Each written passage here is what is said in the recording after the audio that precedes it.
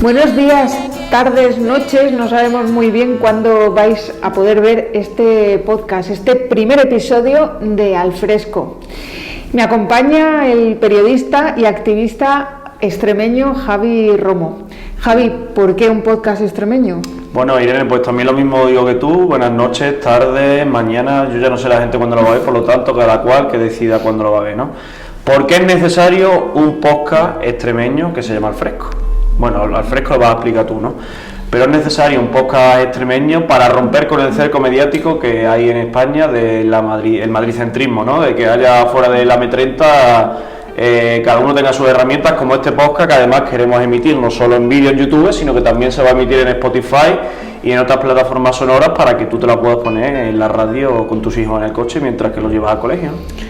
Muy necesario. ¿Por qué Al Fresco? Ahora te toca a ti explicar por qué Al Fresco. Muy necesario que los territorios periféricos empiecen a tener voz y muy necesario también que nos juntemos a hablar como hacen los paisanos y las paisanas cuando salen al fresco. Es una costumbre muy extremeña, muy del mundo rural y además una costumbre muy sana, que es la de salir y combatir un poco la soledad compartiendo el día a día y las cuestiones que nos preocupan.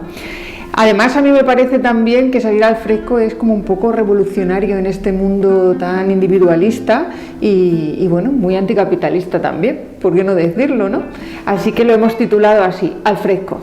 Y en este primer episodio queremos abrir un melón, como dirían mis amigas de la Melonpedia. Ya aprovecho para recomendaros un pedazo de podcast de provincias, como dicen ellas, Virginia y Raquel, un besazo desde aquí, sois parte de nuestra inspiración. Y vamos a abrir el melón del gobierno que tenemos en Extremadura, de la extrema derecha y la derecha. Pues sí, nos vamos a sentar al fresco para hablar de esto, nunca mejor dicho al fresco, porque ya estamos en el mes de diciembre, por lo tanto fresco hace para sentarnos a hablar del gobierno de extrema y derecha, como hemos titulado este primer programa. ¿Cómo empezó este gobierno? Pues empezó con una señora Guardiola diciendo, bueno, incluso antes en campaña, ¿os acordáis que cogió banderas como la del feminismo, banderas del movimiento LGTBI, el extremeñismo, ¿no?, que aparecía en su lema de campaña, que era Habla Extremadura, y que se quería parecer lo más posible al PSOE de Fernández Vara, mientras que la otra derecha, que es representante en Extremadura, Vox, iba a lo suyo, con una política y lemas marcados desde Madrid, pero adaptándolo entre comillas un poco a Extremadura, pero sí es cierto sin tener figuras importantes aquí en Extremadura, porque era muy desconocido el candidato a la Junta de Extremadura. Por lo tanto había dos derechas bien visibles, cada una con su estrategia, y al final ha acabado convergiendo, a pesar de que la señora Guardiola dijera nada más ganar las elecciones, bueno, ganar las elecciones, que no las ganó por cierto, pero sí consiguió la mayoría de apoyos, cosa que también es normal en un sistema parlamentario, ¿no? Y decía que no iba a tirar a la basura la bandera LGTBI, la del feminismo, y con gente que negaba la violencia de género, ¿no? Que no iba a pactar con Vox, pero tardó muy poco, ¿no te acuerdas, Irene? La verdad que ese sapo que se comió la señora Guardiola, ese enorme sapo que se tuvo que comer, pues yo creo que dilapidó un poco su patrimonio político, ¿no? Porque cuando una persona sale diciendo que su palabra es su mayor patrimonio y resulta que su palabra demuestra que no vale nada en menos de una semana, pues es difícil recuperar la credibilidad que deben de tener las personas que se dedican a la política ante todo, ¿no? Fue como una relación un poco tóxica, la que tiene Guardiola con Extremadura. Empieza mintiendo una relación. Empieza mintiendo y sigue mintiendo porque acabamos de conocer las cuentas de los próximos presupuestos y yo recuerdo hace un mes cuando aprobamos una declaración institucional en la Asamblea que se comprometía a poner todo a disposición del gobierno de Marruecos y del gobierno de Libia para poder reconstruir tras el terremoto que arrasó en Marruecos y se llevó por delante 3.000 personas, 3.000 vidas humanas se perdieron, y en Libia, que han sido 11.000 personas las que han muerto fruto de esa tormenta tropical debido al calentamiento climático y que ha destruido parte del país, ¿no? Pues dijo que íbamos desde Extremadura a hacer todo lo posible y el primer recorte en estos presupuestos ha sido un hachazo a la cooperación internacional, con un 0 en todo lo que es ayuda humanitaria y un 0 en inversiones en terceros países. O sea, que una gran bandera de Extremadura, que era la solidaridad, se lo ha liquidado. Y en un peaje claro de Vox, porque realmente era un presupuesto que crecía. no tiene sentido que haya recortes en un presupuesto que crece, a no ser que sea que hay detrás un condicionante claro que se llama Vox y que quiere acabar con todo lo que tenga que ver con la solidaridad y la empatía hacia los países que peor lo están pasando. Y cuando lo primero que hizo el gobierno antes de este presupuesto no fue un plan de choque por la sanidad, ¿no? Recordemos justo en campaña electoral como una manifestación aquí en Mérida con más de 2.000 personas que no estaban reclamando que se le quitara el impuesto de patrimonio a los más ricos, estaban reclamando medidas contundentes por la sanidad, pero el gobierno de la señora Guardiola y Vox no lo ha hecho, sino que su prioridad ha sido quitar impuestos a los coches de grandes cilindradas, de patrimonio, bajar el IRPF. Es cierto que a las rentas más bajas, que no tienen que hacer la declaración de la renta, pero a las rentas medias le ha subido el IRPF, por lo tanto son medidas muy clasistas. Sí, ella quiere entrar como en la competitividad, en la competencia por a ver quién es el mayor paraíso fiscal en España, ¿no? Como está haciendo la señora Ayuso. Y eso, bueno, pues al final es un modelo fiscal que lo que hace es gravar a las rentas y no al patrimonio. O sea, los ricos se van a ir de rositas frente a quienes realmente van a seguir aportando a la hucha común, va a ser las familias trabajadoras. Yo creo que vamos a avanzar hacia un modelo muy injusto, muy desigual y sobre todo que va a tener grandes recortes en el estado de bienestar, en los servicios públicos. Y si estos presupuestos no recogen esos recortes es precisamente porque la recaudación del Estado, el gobierno de coalición ha hecho sus deberes y vienen transferencias del Estado para poder paliar los recortes que se darían si hubiera actuado igual. O sea, si el señor Sánchez y el gobierno de coalición hubieran hecho la misma política que ha hecho la señora Guardiola, pues tendríamos claramente recortes en sanidad, en educación y en dependencia. Otra de las prioridades de este gobierno ha sido aumentar un 800% la partida a la tauromaquia. Porque a la gente le gustan mucho los toros, ¿no ves que va el 90% de la población a los toros todos los fines de semana, a todas horas y todo? Comemos todos los toros en Extremadura, es un sector, súper importante. Es increíble, ¿no? Que un espectáculo en decadencia, que vemos como los cosos taurinos cada vez están más vacíos, que solo va el 1% de la población española a ver esos espectáculos, porque yo creo que cada vez la gente joven tiene una mayor sensibilidad por los animales, ya el maltrato animal ya se ve como algo atrasado, caduco, y que sigamos manteniendo con dinero público un espectáculo que por sí solo va a desaparecer. Me parece lamentable, sinceramente muy lamentable. Pero bueno, estas son las prioridades de este gobierno de extrema y derecha en Extremadura. En resumen, como gran titular, podríamos decir que las políticas de la señora Guardiola o del PP y Vox van en contra de la gente que de verdad se sienta al fresco. Pues los ricos no se sientan al fresco, ellos tienen sus espacios para dialogar. Ellos se sientan al aire acondicionado. Y al calefactor de ciertos clubes de gente con dinero. De ciertos clubes sociales. Bueno, pues vamos a pasar a nuestra sección de entrevistas y en este caso contamos con una persona que ha sido es un referente en la izquierda extremeña y también un referente en el colectivo LGTBI. Tenemos mucha suerte de contar con él en este primer episodio de Al Fresco.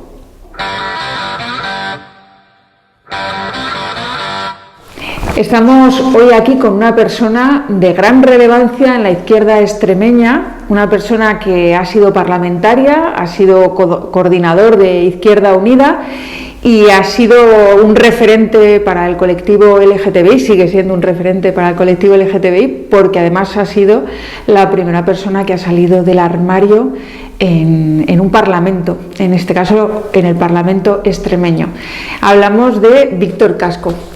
Estamos muy contentas de tenerte esta tarde aquí, Víctor, en Al Fresco, nuestro primer programa, nos estrenamos contigo y bueno, para mí personalmente pues es un honor tenerte hoy aquí. Pues yo estoy absolutamente encantado de estar contigo, de estar con vosotras, con vosotros y especialmente con una de mis políticas, activistas y personas extraordinarias que hay ahora mismo en Extremadura. Es un placer. Muchas gracias, sobre todo por la activista. Mucho más importante, efectivamente, es decir, la política sin activismo es pura parafernalia, una hipocresía absoluta, pero el ser capaz de conjugar activismo y política, eso es ser una revolucionaria. Muchas gracias. Pues Víctor, queríamos traerte hoy aquí precisamente porque este primer programa va de la extrema derecha en Extremadura, ese juego de palabras que nos venía tan al pelo para hablar de la situación, la coyuntura que estamos viviendo aquí en Extremadura con la llegada del Partido Popular y Vox a las instituciones. Y mi primera pregunta es, Clara, ¿qué te han parecido estos primeros meses del gobierno de la señora Guardiola con Vox? Pues cuando me invitaste a participar en el programa, y por deformación profesional, ¿no? El historiador, el militante de una organización tradicional de la izquierda, lo primero que hice fue ver el diario de sesiones de la Asamblea de Extremadura desde julio. Dije, desde que se constituyó la Asamblea, dije, voy a ver qué se ha propuesto a lo largo de estos últimos meses. Hay muchas iniciativas de Unidas Podemos, hay muchas iniciativas de nuestra organización, de vosotros, de vosotras, y de vos no he encontrado ni una sola iniciativa hablando de los asuntos de los extremeños. Los problemas de la vivienda, la agricultura, el paro juvenil, ni la más mínima iniciativa. Solo he encontrado dos cosas que hayan presentado: más policía y amnistía. ¿En 6 meses lo único que ha habido en Extremadura? Esa es la única situación, no ha habido mayor preocupación. Pero lo otro que me llamó la atención es que por parte del gobierno tampoco. Un decreto de bajar impuestos a los ricos. Totalmente. El primero que presentaron en la Asamblea de Extremadura. Vamos a bajar impuestos a los ricos. No ha habido más leyes, no ha habido más iniciativas legislativas, no ha habido más propuestas de impulso ni del gobierno ni por supuesto del Partido Popular. Es decir, en 6 meses, en una comunidad autónoma como es la de Extremadura, que está a la cola del paro, que está a la cola de las dificultades económicas, donde el aumento de los precios está azotando a la gente humilde y sencilla que forma el grueso de la población extremeña, ni el Partido Popular ni Vox han presentado la más mínima iniciativa en favor de las clases populares, y han votado en contra de las que habéis estado presentando vosotros. Totalmente de acuerdo. Aparte de que Vox es una franquicia clara del señor Abascal de Madrid, ¿no? El Partido Popular también. El Partido Popular está siguiendo la estela de las políticas que se llevan a cabo en Madrid por parte de la señora Ayuso, pensando que podemos entrar en esta competitividad por a ver quién baja más los impuestos y atrae con ello a las grandes fortunas, y claro, dejando la hucha pues vacía, claro. Y cómo luego vamos a poder pagar todos los servicios y vamos a poder mantener el estado de bienestar. Tú mismo, que eres docente, pues has visto cómo la primera medida ha sido no garantizar la universalidad de los comedores escolares, que también te quería preguntar por esto, porque desde voces de la izquierda también yo he escuchado decir, bueno, pero el comedor escolar que lo pague quien pueda pagarlo, ¿no? Y quería saber qué opinabas de esto, porque nosotros pensamos que los comedores escolares deben ser considerados como espacios educativos más. Y en todo caso como un derecho universal.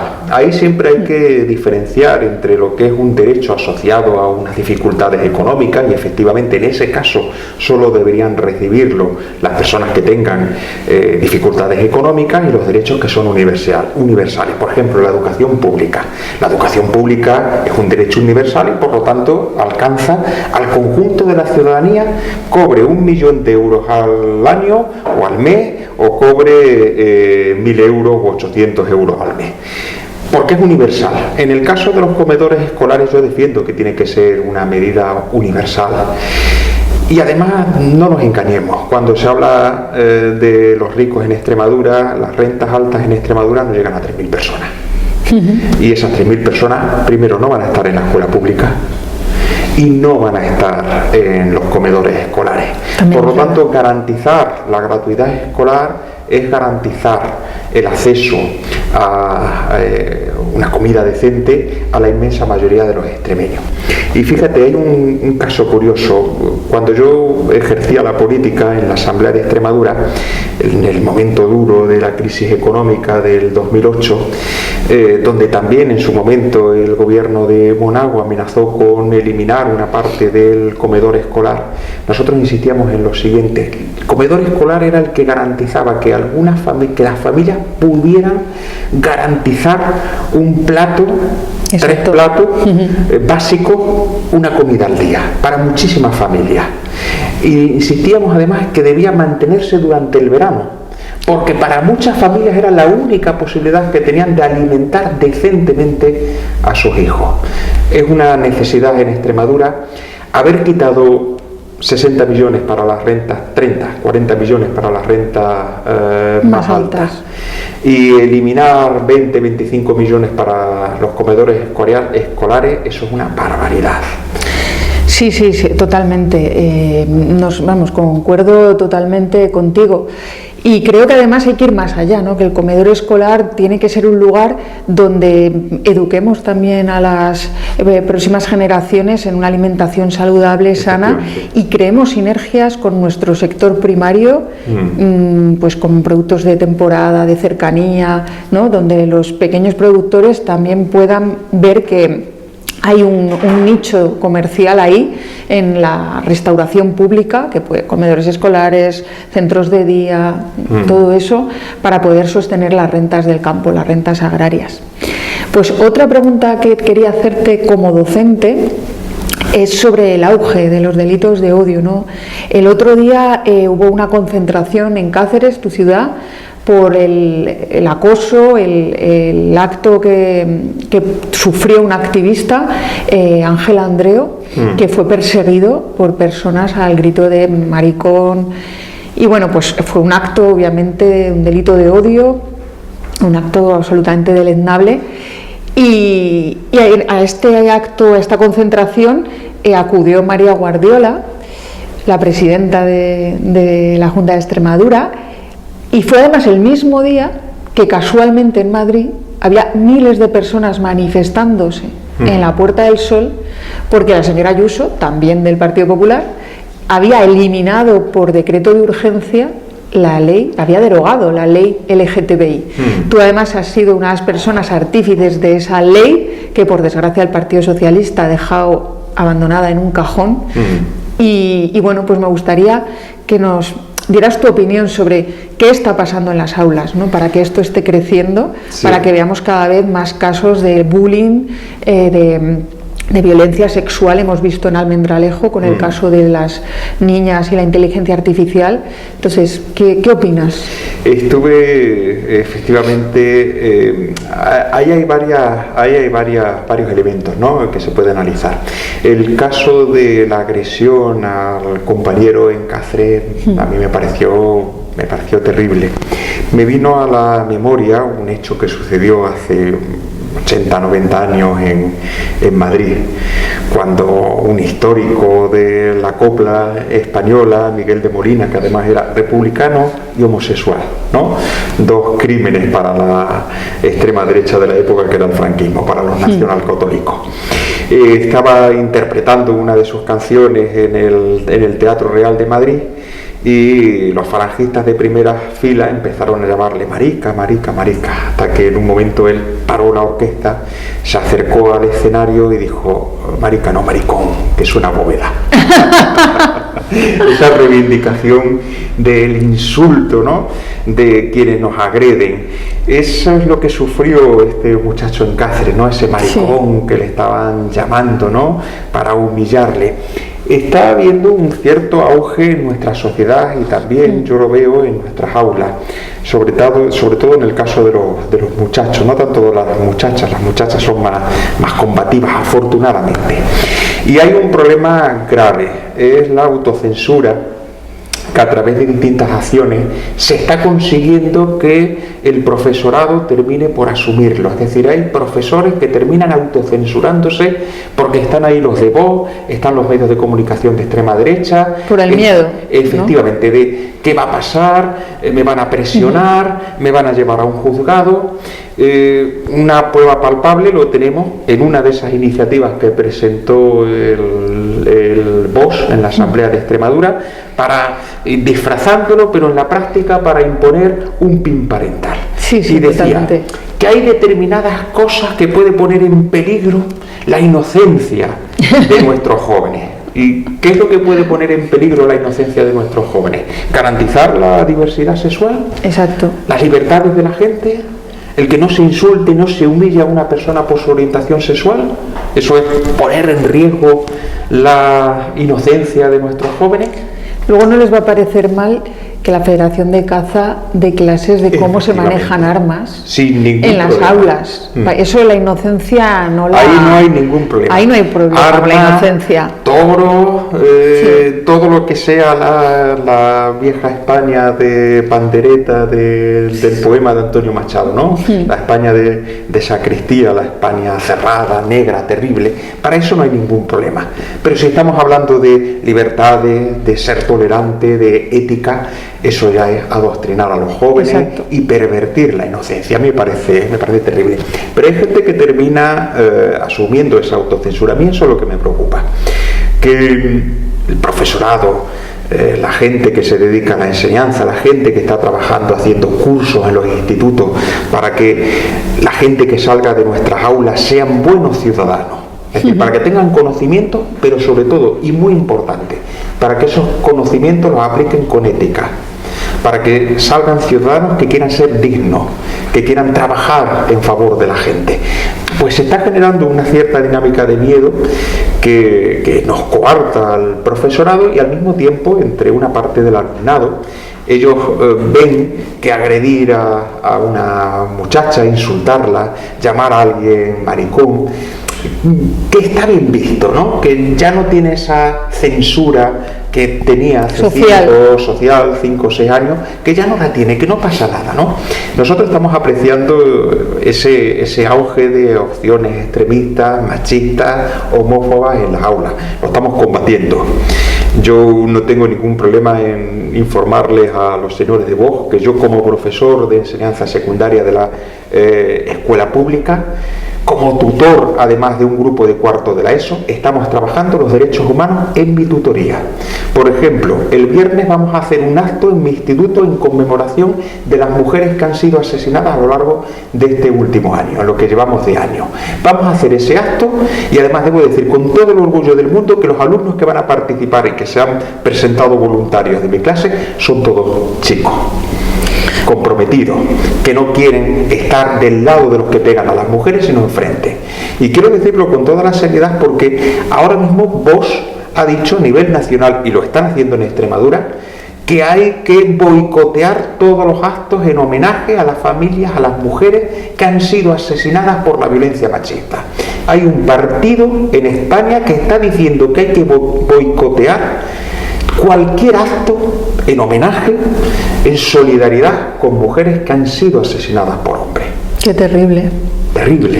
Bueno, absolutamente aquí terrible. fueron los únicos que no participaron en el pleno contra el bullying por LGTB-fobia, los únicos que no asistieron, ¿no? Y me hubiera encantado, de verdad, que hubieran escuchado los testimonios desgarradores, por desgracia, de muchos jóvenes que expresan una realidad que no deberíamos permitir en una sociedad sana, en una sociedad que yo creo que nos tenemos... que la riqueza, la diversidad es una fortaleza, ¿no? No para nada es una debilidad, al contrario. Es terrible, ¿no? Los pasos atrás. Yo nunca me hubiera esperado que en una asamblea escucháramos ciertos discursos que se están escuchando, y que al final, cuando en un espacio público como es un parlamento se escuchan esos discursos, pues son muy permeables a la sociedad. Cualquiera que lo escuche, cualquier joven, si está viendo a un diputado, a unas diputadas prácticamente enarbolando discursos del odio que nos retrotraen a la época del nacionalcatolicismo, dice, pues está bien, lo vamos a hacer nosotros también, ¿no? Mira que Marlaska me cae muy mal, tengo que decirlo así. Me parece que ha contribuido muy poco a la garantía de los derechos humanos en este país, pero por ejemplo que ahora mismo en las calles de Madrid que se están incendiando por parte de gente que está en contra del gobierno, al grito de Marlaska maricón, me parece que yo creo que esos insultos homófobos, racistas, como hemos escuchado también, machistas contra la ministra, bueno, exministra ya desde hoy, Irene Montero, nos vienen a dar más fuerza quizás al resto de la sociedad para decir, es que no queremos que esto gobierne, es que no queremos que esta gente se vea representada en el gobierno, realmente. Esa, ¿no? España negra, bestial, oscura, triste de la Inquisición, ¿no? Gritaban, a mí me fascinó, en una de las manifestaciones estaban gritando menos policía, más Inquisición, ¿no? Es curioso, esto probablemente mucha gente no lo sepa, es un grito que utilizaban los carlistas, bueno, los carlistas no, los absolutistas en la última etapa de Fernando VII, en la década ominosa, en los últimos 10 años del reinado de Fernando VII, cuando Fernando VII decidió cambiar la Inquisición por una especie de policía, y salieron los absolutistas, que eran el germen de los carlistas del siglo XIX, a gritar, no queremos policía, no queremos Estado, queremos Inquisición, es decir, queremos un tribunal de la Iglesia para establecer el dogma y quemar en la hoguera a quienes piensan de manera distinta. Estamos hablando de grupos que estaban reivindicando volver al antiguo régimen. Tremendo. Es decir, volver al siglo XVI, XVII, XVIII, volver al antiguo régimen, anular algo básico como son las revoluciones parlamentarias del XIX y volver a las monarquías absolutistas, ¿no? Es tremendo. Y sobre este tema de las calles incendiadas, ¿qué opinas del nuevo gobierno que hemos conocido hace escasos 2 días? ¿Qué opinas de este nuevo gobierno? Y si realmente crees que va a tener recorrido. Sí. Bueno, varias cosillas, ¿no? Por una parte, yo que he participado en manifestaciones, nosotros hemos participado en cientos de manifestaciones, rodeando el Congreso, rechazando las políticas reaccionarias. Debo decir que nuestras manifestaciones siempre han tenido gusto, inteligencia, seriedad. Sí, elegancia, un poco más de elegancia. Friki. Nosotros no hacíamos locura, no humillábamos a los trabajadores de los medios de comunicación, estuviéramos en contra de las líneas editoriales de sus jefes, pero al trabajador jamás lo hemos humillado en una manifestación, nunca, jamás, y desde luego no hacíamos locuras, ¿no? Entre otras cosas porque nosotros manifestábamos por conciencia, por ideales y por un sentido común de querer avanzar hacia la sociedad, ¿no? Este esperpento de película de Berlanga que estamos viendo frente a la sede del PSOE en Ferraz. Lo segundo, yo debo decir que nunca me hubiera visto en la situación de decir que es bueno que haya un gobierno del PSOE, porque para mí el PSOE siempre ha estado a mi derecha. Sin embargo, viendo el percal, viendo lo que hay, viendo la gente que podría haber llegado al gobierno, yo estoy no solo de acuerdo con una amnistía, con 20, con 80, con 1000 amnistías, con el referéndum para cualquier comunidad, ayuntamiento o comunidad de vecinos, lo que sea, con tal de que estos bárbaros no lleguen a tocar el poder. Estoy dispuesto. El gobierno, evidentemente ha habido sus polémicas en torno a los ministros, pero yo creo que hay oportunidades de seguir avanzando en una línea que se ha hecho bien en los últimos años de reforzamiento de los derechos de los trabajadores, ni siquiera de añadir derechos. Estamos hablando de unas políticas muy limitadas, pero unas políticas muy limitadas que en el contexto de aumento de la extrema derecha en Europa, de gobiernos reaccionarios, pues como decía un clásico, la socialdemocracia puede llegar a ser revolucionaria, ¿no? Sí, y en este momento lo es, ¿verdad? La socialdemocracia es absolutamente revolucionaria. Totalmente. Reforzar derechos que no se sigan retrocediendo es fundamental. Y lo que habrá que ir trabajando es para que en nuestro campo, en el campo de la izquierda convencida, seamos capaces, por una parte, de resolver nuestros conflictos de la manera más civilizada, y ser capaces de integrar sin anular la discrepancia, es decir, ser capaces de no convertir a nuestros compañeros en traidores porque tengan una posición distinta a la nuestra. Totalmente de acuerdo.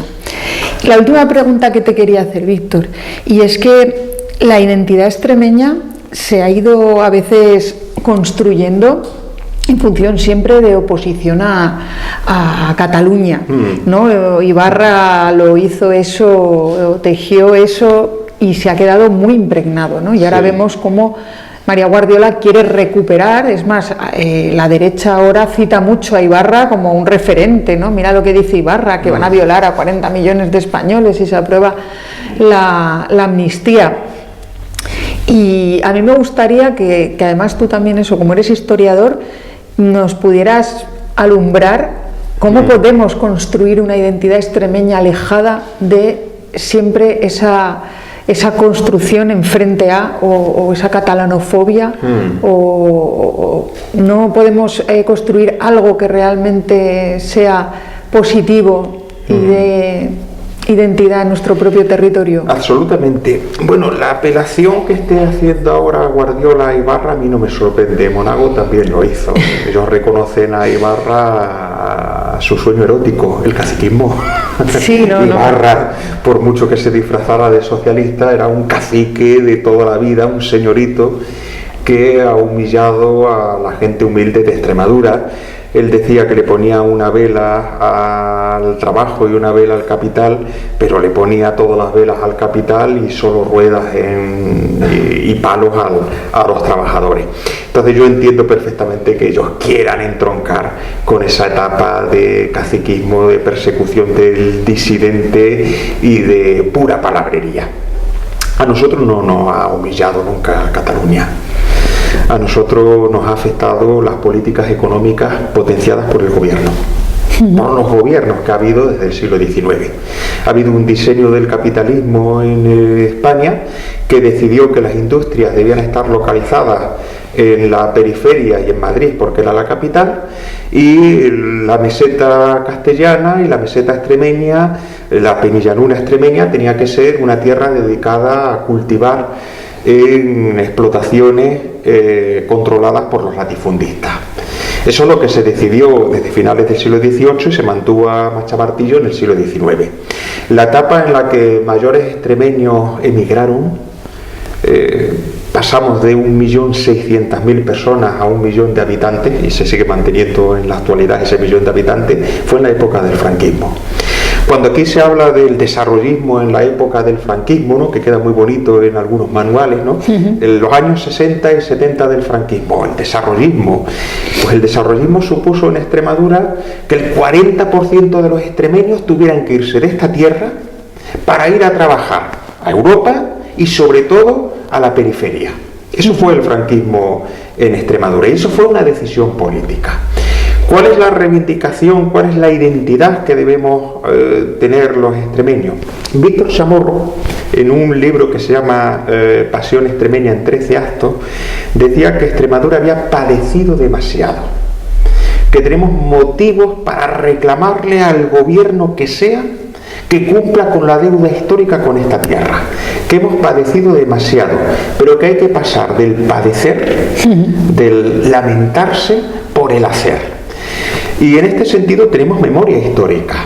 Está el cura Víctor Mora, el cura Mora, mejor dicho, de Plasencia, mediados del siglo XIX, que organizó la Iglesia Evangélica de los Pobres en Plasencia, y que decía que el primer artículo del catecismo es: hay que hacer la revolución.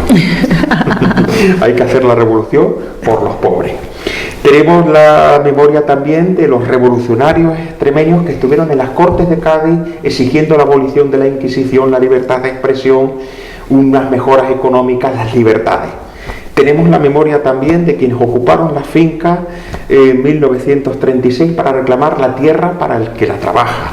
Tenemos la memoria, tenemos efectivamente esa imagen, tenemos la memoria de los pacenses que en 1883 proclamaron la Segunda República, en 1883 la Segunda República en España, el pronunciamiento en el que participaron esa familia maravillosa que son los Landa, la más conocida obviamente ya en los años 30, Matilda Landa.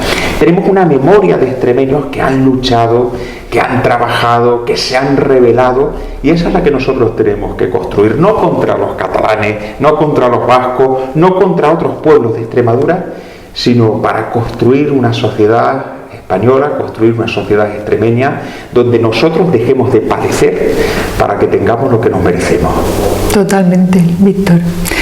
Pues vamos a terminar con un cuestionario que va a ser corto, sí, pero que yo creo que nos va a interesar a la gente que nos pueda ver. Dinos un libro que estés leyendo, que hayas leído, que te haya gustado últimamente. Pues ahora estoy leyendo un libro de, el nombre se me va a ir, es una muchacha, Pereifeiti, dedicada a la Primera República Española, que es una época relativamente olvidada. Muy bien. ¿Y una película o serie que estés viendo? Pues estoy viendo muchas series. La última de mi friquismo absoluto que es Ahsoka. ¿Ahsoka? Ahsoka, una película relacionada con Star Wars. Pero la última película que he visto, porque además la quiero proyectar a los alumnos míos de bachillerato, Los Santos Inocentes.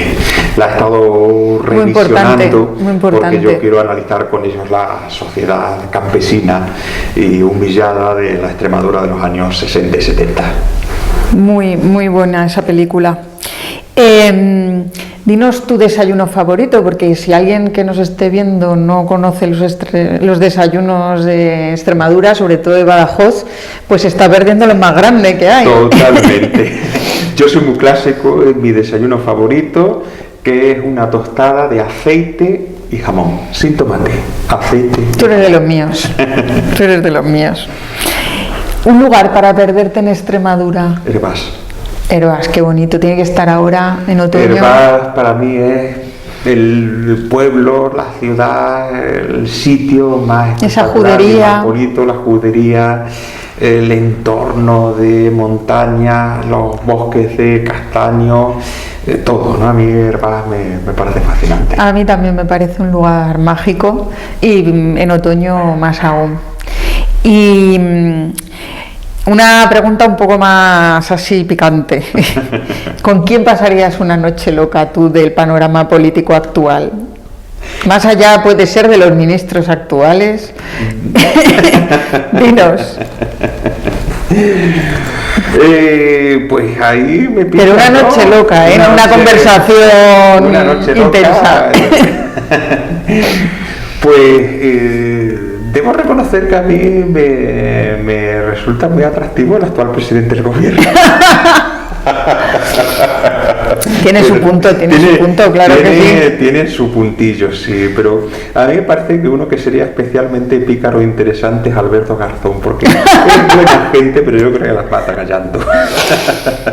Es muy buena gente, la verdad, que siempre sí, que ha venido por aquí yo he tenido el gusto de poder estar con él. Es una persona súper entrañable, súper cercana, pero como para noche loca no lo veo yo, Víctor. Por eso yo creo que en la noche loca sería Pedro Sánchez. Pero... Vale, nos quedamos con Pedro. Vamos a quedarnos con Pedro. Cuidado, pero no lo votaría, ¿eh? Hombre, es que no tiene nada que ver una cosa con la otra. Sí, efectivamente. Y por último, 8 de septiembre o 25 de marzo como Día de Extremadura. 25 de marzo, sin ningún género de duda. La Virgen de Guadalupe está muy bien, muy interesante. Yo la reivindico como una imagen icónica de la religiosidad popular extremeña. Pero cuando se levantó el pueblo de Extremadura, cuando nació la identidad extremeña, cuando la gente dijo, aquí estamos nosotros, queremos dejar de estar humillados, eso fue el 25 de marzo y fue un éxito. Claro que sí. Pues nada más, Víctor, muchísimas gracias por acercarte, por prestarnos tu tiempo, y ha sido un placer, un honor, y esperamos verte pronto, seguramente que en las calles. Sí, te veremos, por supuesto. en este domingo en la manifestación que hay de Palestina o en cualquier otra reivindicación por los derechos humanos, por las libertades, por nuestros servicios públicos, ¿no? Allí estaremos. Pues muchas gracias. Y te voy a pedir, como última cosa, que nos demuestres tus dotes bebiendo del botijo. Vale, sin problema. Ole, ole, ole. Muy bien, muy bien. El próximo día me traigo una bota de vino.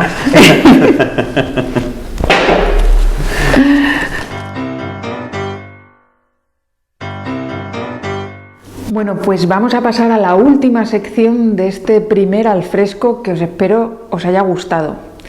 En este caso, parafraseando a ese gran ideólogo que tan ilustres frases nos ha dejado, el señor M. Rajoy, lo hemos titulado "Los extremeños también hacen cosas".